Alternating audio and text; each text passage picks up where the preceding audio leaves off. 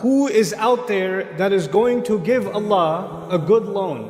Allah Azza wa Jal in the Quran talks multiple times about spending, charity. And He uses different terms to describe or motivate believers to spend. For instance, He says, وَأَنْفِقُوا فِي سَبِيلِ اللَّهِ, spend in the path of Allah. وَجَاهِدُوا بِأَمْوَالِكُمْ وَأَنفُسِكُمْ, struggle with yourself, with your monies and yourself. But one of the most unique phrases that Allah uses, and He uses this call twice, once in Surah Al-Baqarah and once in Surah Al-Hadid, almost impossible to understand at first. What Allah Azza wa Jal says is, مَنْ ذَا الَّذِي يُقْرِضُ اللَّهَ قَرْضًا حَسَنًا. Who is out there that is going to give Allah a good loan? You're not being asked for most of what you have or all of what you have. You're being asked for a tiny little bit of a slice of what you possess, and that's actually called a qard. So the idea being that the one who asks for a qard, the one who asks for a loan, using the term qard, is actually desperate. And they're not asking for a lot. And the one being asked has a lot. And even if they give it away, it's not going to hurt them. It's not much of a loss. It's not like they were asked to make a terrible sacrifice. When He asks believers, anybody out there, if they're willing to give Allah a qard, which is impossible to understand, because Allah Azza wa Jal, all of you know and I know, وَلِلَّهِ مُلْكُ السَّمَوَاتِ وَالْأَرْضِ. Allah alone owns all kingdom and all ownership within the skies and the earth. There's nothing that Allah does not own. As a matter of fact, the one being asked, you and me, are owned by Allah. As a matter of fact, even the guidance that you and I can enjoy in life is something Allah gives, and Allah can take away. Ya muqallib al-qulub, thabbit qalbi ala dinik. The one who turns the hearts, meaning I don't even turn my own heart. I'm not even in complete control over my own guidance. That's Allah. And He's the one asking me for a loan. It becomes impossible to understand. Because in any other conventional sense, when somebody asks for a loan, they are the one that's in need. And Allah says, Wallahu al-ghani wa antumul fuqara. Allah is the one who doesn't need. You're the ones that are bankrupt. You're the ones that have nothing. And yet Allah is asking you and me for a loan. Which is why I argue that this term that Allah has used twice in the Quran is one of the most unique phrases asking believers to spend or to give, and to give Him. How do you give someone who has everything? When Allah Azza wa Jal tells a believer, give me a loan, the one who gave you and me everything says, give me a loan. He knows how human beings become.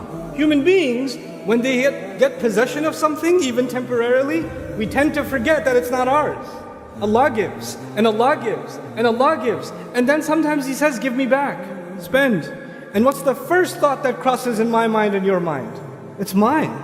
You want me to give from my money? You want me to give you from my savings? I worked hard for these savings. You want me to give up this? This is my favorite one. I can't do that. You're asking too much.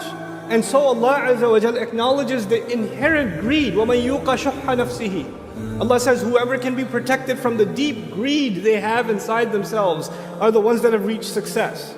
So Allah calls on that greed and says, you and I would love to hold on to our things. So Allah says, you know what? You really, even if you give it, you're thinking, when am I going to get it back? So Allah says, why don't you give it to me? Let me borrow it. And it's not going to hurt you much. That's Allah's guarantee, because it's just a qard. It's just a slice from what you have. And that's confirming the promise of Rasulullah sallallahu alaihi wasallam. مَا نَقَصَ مَالٌ مِّن صَدَقَةٍ. When you give charity, your wealth doesn't go down. When you give up something for Allah, your money does not go down. It's not going to hurt you. You think it's going to hurt you. Why do you and I think it's going to hurt you? Quran tells us, shaitan comes to you and says, if you give this, how are you going to, you're going to go bankrupt.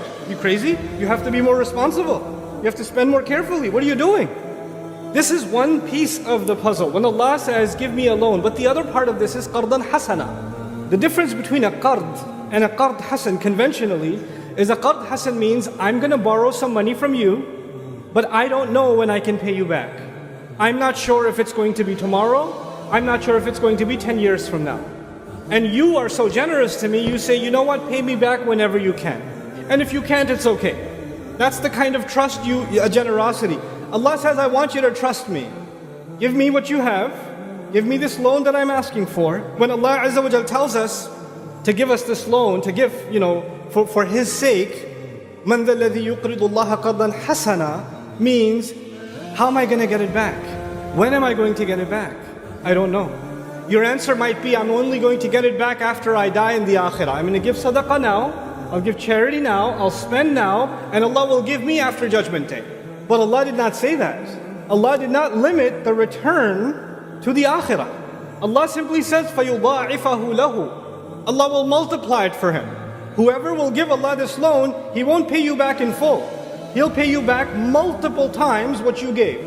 The best way to increase whatever you have in this life and in the next life, is to give. That's the best way to do it. Allah promises He will multiply. He did not say when. When Allah says give me, He's guaranteeing there's a return on your investment. It's absolutely guaranteed. But the only challenge, He's not telling you when, and He's not telling you how. Because when you and I give, maybe we gave money, but maybe what Allah gives you back is health.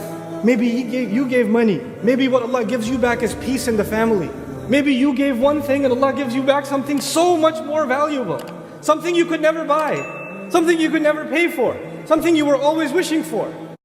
So when we give, what we get back in return may not be material. Maybe something worth way more than material. Let's talk about what it is that we have to spend. Allah Azza wa Jalla in the same surah says, وَأَنْفِقُوا مِمَّا جَعَلَكُمْ مُسْتَخْلَفِينَ فِيهِ. Spend out of whatever Allah has left you behind with. Allah says, I want you to spend out of anything that I have given you and left you in charge of. Now what has He given me and left me in charge of? He gave me a tongue. He gave me eyes. He gave me this body. He didn't just give me wealth. He gave me a mind. He gave me time. He gave me so much. And He's asking out of all of that, I want you to give me back. Spend out of it. Spend out of what Allah has given you. Give it to Him. Give it to Him. And give it to Him. Allah Azza wa Jal is promising, guaranteeing that He's going to give you back.